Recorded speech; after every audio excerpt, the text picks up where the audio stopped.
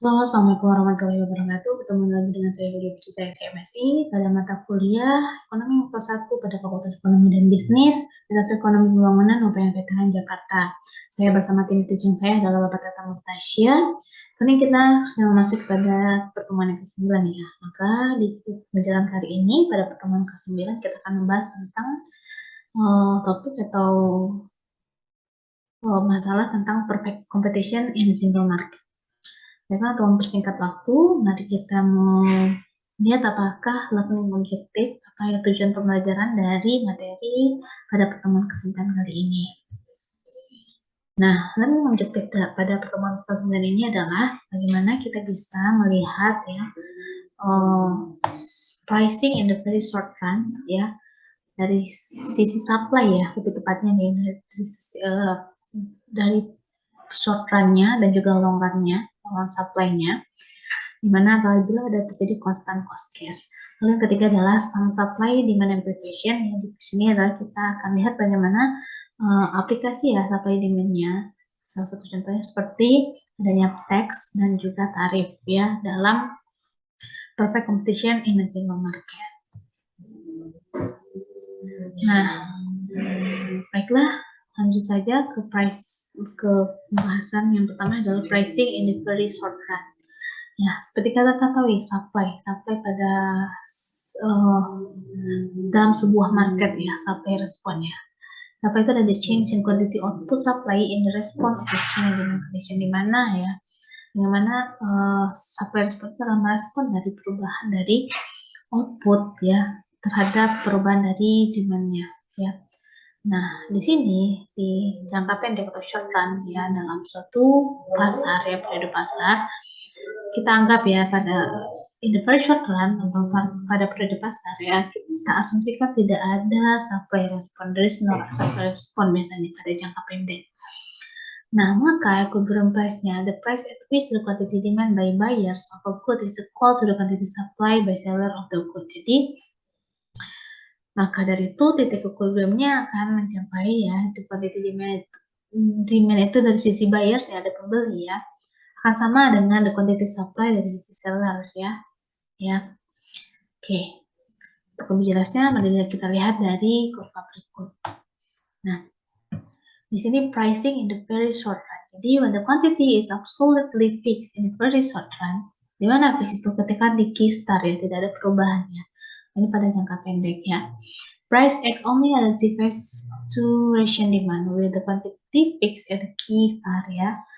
Maka price P1 hanya bisa akan berpindah ya, hanya harga yang bisa berpindah ya. At this price individual are willing consume and sell the quantity available ya.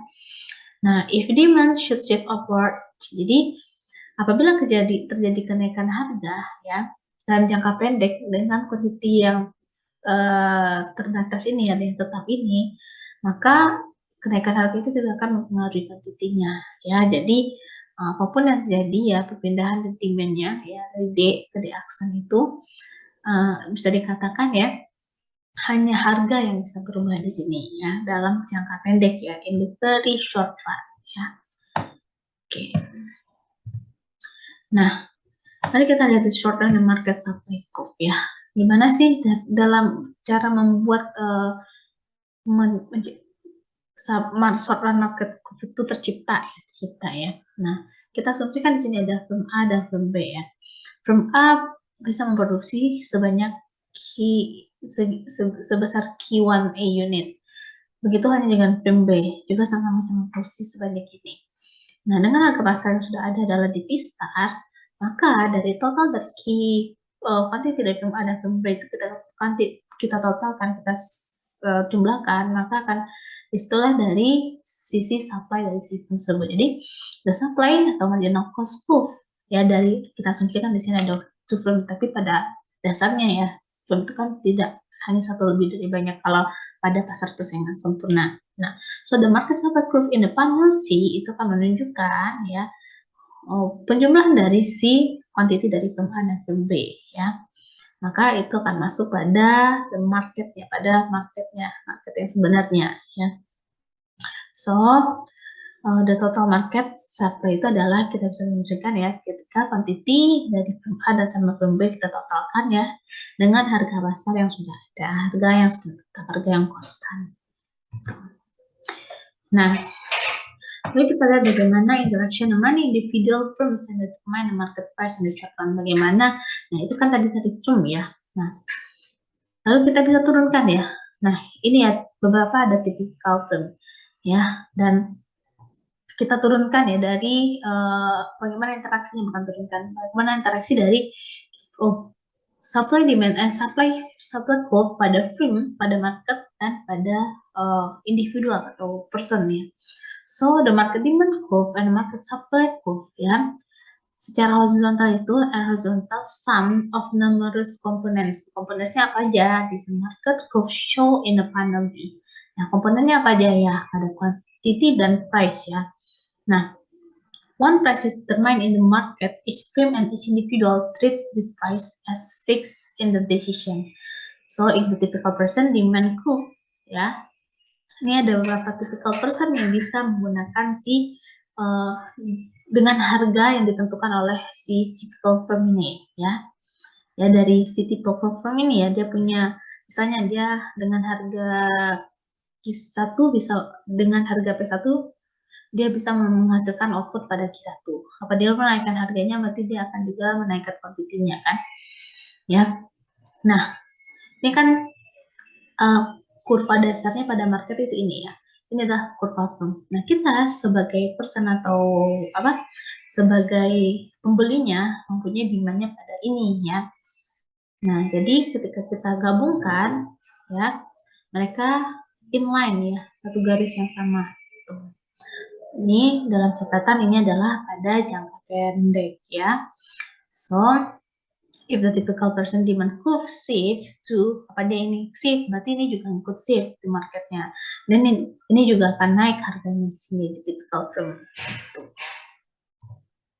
Nah, lalu hal-hal tersebut pengaruhi oleh apa? Oleh apa ya? Ada yang namanya short run supply elasticity ya. Atau kenapa ya shifting ya demand supply curve itu ya, baik itu ke dalam ya, besar ke luar ataupun ke dalam ya. Nah, biasanya dari sisi demand ya, kalau dia bergeser ke luar ya, berarti increase ya. Ada income dari persen dari orang itu meningkat, maka demand-nya akan meningkat kan terhadap tersebut. Atau harga barang lainnya, atau harga barang komponennya, price of komponen, atau preferensi seorang terhadap barang tersebut ya. Nah, apabila saat dari sisi supply yang bergeser ya ke luar, berarti ada input yang bertambah, berarti input bertambah, kuantitinya akan bertambah kan, kuantiti bertambah berarti harganya bisa dijual rumah, atau ada technological improve. Nah, apabila dia bergeser ke dalam atau menurun ya, berarti kalau dari sisi demand ya, kita sebagai household ke demand yang kita yang membeli ya, berarti dari sisi income kita itu adalah ada penurunan. Atau mungkin harga barang penggantinya akan lebih murah ya. Ini sepertinya contohnya waktu seperti contohnya kayak kenaikan harga BBM ya. Nah, harga barang penggantinya waktu itu kan kalau Pertamina lebih mahal. Barang penggantinya seperti Repsol lain itu lebih murah. Nah, price of component atau barang pelengkapnya yang naik ya. Lalu preferensi seorang ya. Nah, sedangkan kalau dari sisi supply ya, terjadi dikarenakan input itu yang meningkat, input yang meningkat. Kalau input dari meningkat, berarti dia bisa menurunkan kuantitinya gitu. Nah, untuk menghitung dari si elasticity-nya, sebenarnya kita sudah bahas ya pada pertemuan sebelumnya. Kita bisa melihat dari presentasi perubahan dari quantity supply ya pada jangka pendek ya, dan perubahan dari harganya. Nah, tadi dalam jangka pendek. Nah, sekarang kita lihat dalam jangka panjang, long run. Ini dengan asumsi ada constant cost case, ya. Cost-nya itu konstan, ya. In perfect competitive markets, ya. Pada pasar persaingan sempurna, supply response are more flexible, ya, pada jangka panjang. Kenapa? Daripada jangka pendek. Yang pertama, ya, firms. pada firms in the long run cost growth reflect the greater input flexibility. Jadi inputnya itu lebih fleksibel ya daripada di jangka pendek ya. So diminishing returns and the associated sharp increase in marginal cost are not such as significant issues in the long run. Jadi adanya diminishing return ya, ada tambah, biasanya kalau kita menambah input kan ada diminishing ya. Nah, ketika penambahan itu meningkat tajam ya, increase, jadi dan marginnya kan agak akan berbeda ya, bergeser juga. Nah, pada jangka panjang itu masih bisa diabaikan, itu tidak akan menjadi masalah yang besar. Lalu yang kedua, the long run allows firms to enter and exit market in response to profit opportunity. Biasanya semakin panjang ya, semakin perhitungan jangka panjang ya untuk outputnya ya. Nah, mereka lebih akan memperhitungkan ya kapan mereka akan menguasai pasar atau kapan firm tersebut akan berhenti dalam pasar tersebut ya. Nah, itu juga dipengaruhi oleh bagaimana profit dari firm tersebut. Gitu. Nah, kita lihat bagaimana bentuk kurvanya ya pada long run supply curve-nya ya. Nah, di sini ada typical firm, ada ini ya marketnya ya. Nah, constant cost case itu adalah di mana the market in which entry or exit has no effect on the cost curve of firms. Jadi ketika dia dalam pasar tersebut ya, ketika dia masuk pasar ataupun dia memilih ya pilihannya antara entry atau exit pasar, tidak akan ada pengaruhnya terhadap the cost dari kurva costnya ya, dari kurva pengeluarannya atau cost dari firm tersebut. Jadi kita bisa simpulkan ya, ini ada total market, ada typical firm, increase in demand ya. Nah, di sini kan pada jangka panjang ya pasti akan ada kenaikan ya di permintaan ya. Angkat dari day to day action ini. Ini dikarenakan kenaikan harga ya, kenaikan harga dari si barang tersebut yang dihasilkan oleh firm tersebut ya. Kenaikan harganya terjadi kapan? Terjadinya pada jangka pendek waktu itu. Nah, this higher price create the profit ya. Ada kenaikan harga pasti akan mendapatkan profit baru ya, menambah profit bagi firm tersebut ya. So if the entry of this new firm has no effect to the cost of firms, new firm continue to enter until the price is pushed back down to P1. Jadi ini kan nggak ada masalah ya ketika dia entry market atau harganya sedang tinggi kan, maka dia akan bisa menentukan aja, dia tidak ada efek ya terhadap cost curve-nya. Nah, jadi dia akan bisa menunggu sampai harga tersebut bisa kembali stabil pada posisi semula pada P1. So at the price economic profit ya bisa dikatakan untungnya tidak ada ya, so-so lah gitu. So the long run supply curve ya, makanya ini hanya bisa dilakukan dalam jangka panjang oleh sebuah firm. Oke. Nah, increasing cost result is in a positively slope and the long run supply curve ya. Nah, tadi kita lihat pada short run kan. Nah, sekarang kita lihat pada long run ya. Long run itu kita memilih ya kapan kita entry, kapan kita exit ya. Nah, ini ada beberapa contoh firm ya yang typical firm yang dia suka masuk itu pada entry marketnya ya, masuk dulu ya gitu. Initially the market equilibrium ya, harga dasarnya kan di sini ya, di P1 ya. Nah, di demand yang awalnya di sini. Lalu ada typical firm ya, dia nunggu dulu nih setelah market itu terbentuk ya. Jadi after entry, typical firm yang after entry. So initially the market is in equilibrium at P1 ya dengan Q1 and increase in demand to the accent ya. Nah, ada peningkatan demandnya ketika si ini udah masuk yang firm yang typical before entry ya. Jadi ada kenaikan harga kan dari P1 ke P2 ketika dia udah masuk. Nah ini terjadi pada jangka pendek. Ini firm-firm yang suka mencari keuntungan hanya dalam jangka pendek ya. So this profit attracts a new frame ya, entry after after udah ada kenaikan harga. So the entry of these new firms cause cost to rise to the levels.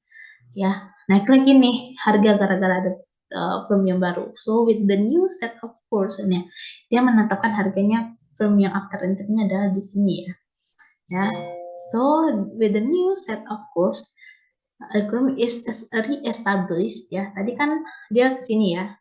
Ada yang ketika firm yang suka dalam jangka pendek ini masuk, kurvanya berubah besar sini. Nah, ketika si firm after entry ini masuk, dia akan membentuk equilibrium baru adalah di sini, di Q3, karena dia akan menyesuaikan dengan harga yang ini.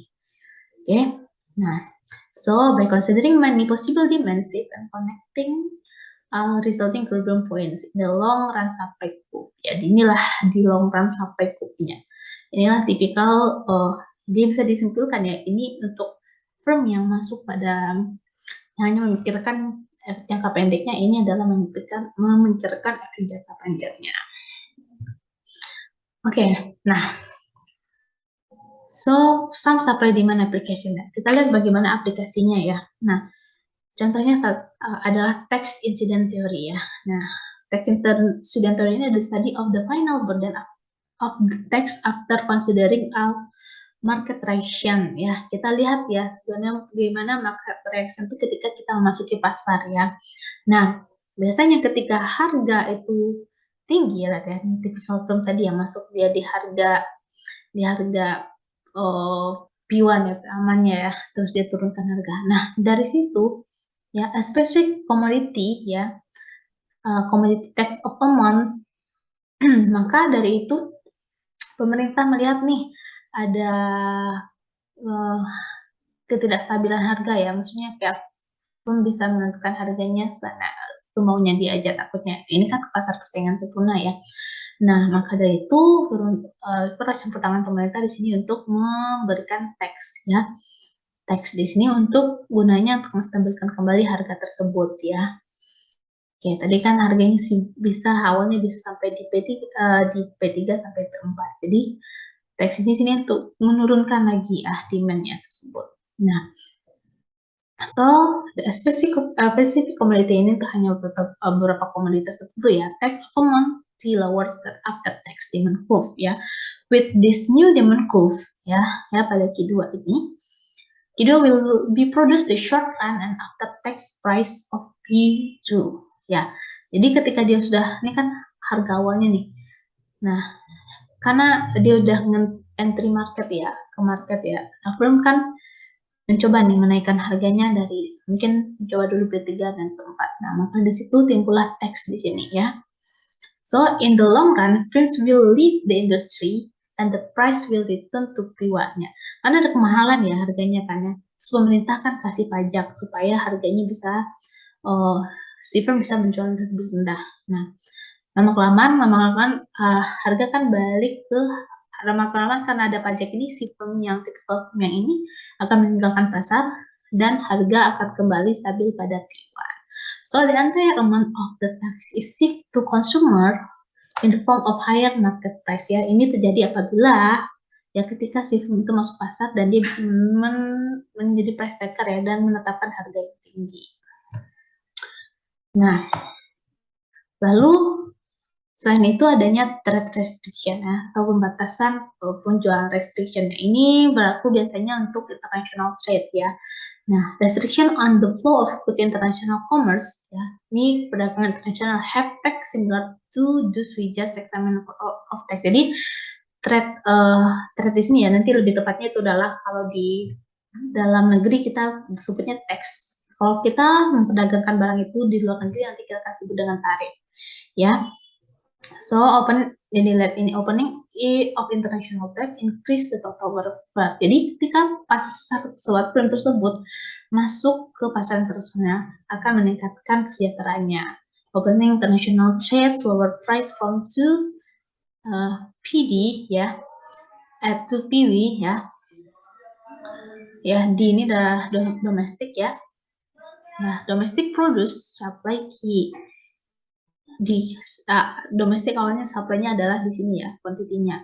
So, demanders want to buy at the Q1 berarti dia harus memproduksi lebih banyak lagi, ya. So import someone, ya, kita bisa kurangkan ya, Q1, Q2.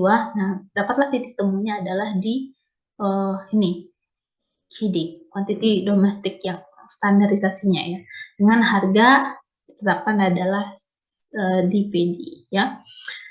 So the lower price result in transfer from domestic produce to consumer, ya, and net gain of the consumer surplus. Jadi ketika sudah naikkan harganya, sebagai konsumer kita akan dapat keuntungan pada bagian yang ini. Oke. Nah, ini tadi tarif ya. Tarif ini adalah jenis pajaknya ya untuk skala internasional. Tax on imported good ya, untuk barang yang kita import ya. So might be equivalent to a quota or non-quantitative restriction on trade. Nah, jadi tadi ini kan harusnya di sini kan. Nah, ketika kita mengimport ya, ada potongan lagi nih, tax lagi ya, atau tarif lagi ya. Maka dari itu ada potongan di sini. Harusnya tadi gambarnya seperti ini ya. Kita masukkan tarif di sini. Imposition of tarif amount ya. Beberapa tarifnya itu biasanya pemerintah menetapkan pada harga di sini ya. Tadi kan harusnya harganya di titik yang ini kan. Nah, karena adanya tarif harganya turun jadi di PR ya. So this result is in collection of tariff revenue, a transfer consumer to produce ya. And 2-3 angles measuring that weight loss ya. A quota has similar effect to in the case no revenue are collected. Nah, dikarenakan adanya tarif, tadi kan kita udah dapat nih consumer surplus ya. Kalau ini jadi hanya pada international trade ya. Nah, ternyata pemerintah juga memberikan kebijakan nih, adanya pajak atau tarif ya. Tarif itu adalah pajak dalam perdagangan internasional. Nah, dia menyebabkan penurunan harga kembali. Nah, apa itu? Dan menyebabkan yang namanya dead weight loss di sini ya. Turun dia dari sini. Nah, quantity yang bisa diimpor atau diekspor ya hanya pada di kisaran garis ini antara Q4 dan Q3. Nah, kira-kira begitu. Efek dari tarif ya terhadap quantity importnya. So, jadi kesimpulannya, the short run supply curve represent the decision of a number price taking firms. So, in this curve positively slope because the frame short run marginal cost curve ada positive slope ya, seperti yang kita tahu ya.